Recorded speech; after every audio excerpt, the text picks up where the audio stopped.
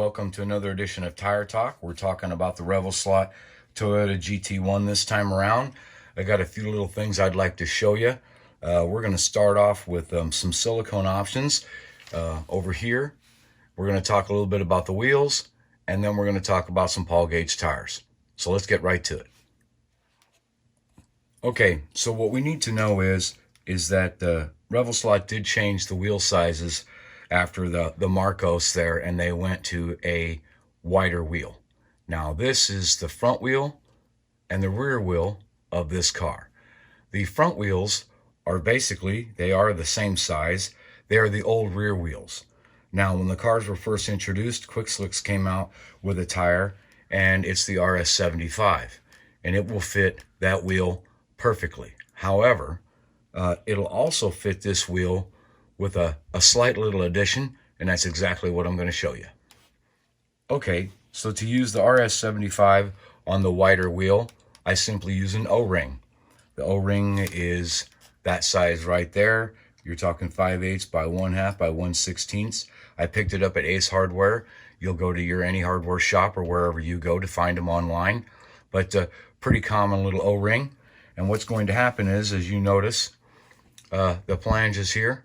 We're going to put that on the back side here, and then we're going to install the tire. Pretty simple, and it works.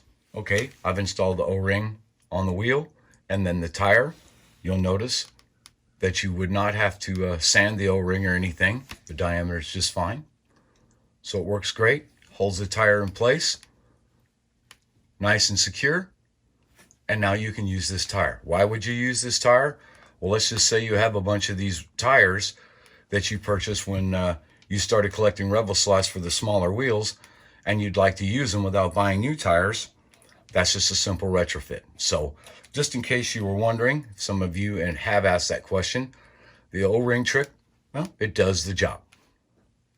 Okay, now I want to talk about Paul gauge tires. We've already discussed the wheel size differences, front and rear. There's two different sizes here. The one here on the left is the 2010-5 LMDF, and this one is the 21-12-5 LMDF. Now, I've turned these inside out because I thought you would be interested in seeing how these tires fit on the wheel that doesn't really have a hub, that's just flanged. And as you can see, he has them filled.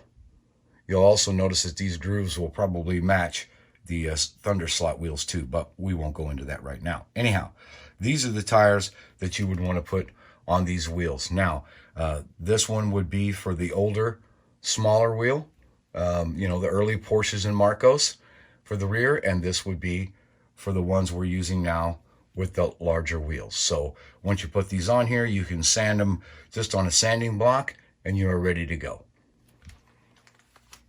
Okay, some have asked about truing the front tires, the rear tires, if you're using stock or urethane. How do you true them in your tire machine? Well, I use a tire razor exclusively, so I ordered a spare pulley from Slot Car Corner, and it's 3/32. But what I did was I drilled it out to match the 3mm axle that Revoslot uses. I used the Irwin number 31, and that got it just perfect. So I took the whole assembly out of the car. You can see the bearings from the bulkheads in the car. They're in place here in the forks. And I'm using the brass shims that are included in the car. All you have to do is, when you take it apart, is to tighten up the wheels a little bit, and then you have no side-to-side free play. That keeps the bearings in place on the forks, and we're ready to go. So basically all it really is taking an existing pulley and drilling it out 3mm to match the axle, and you're ready to go.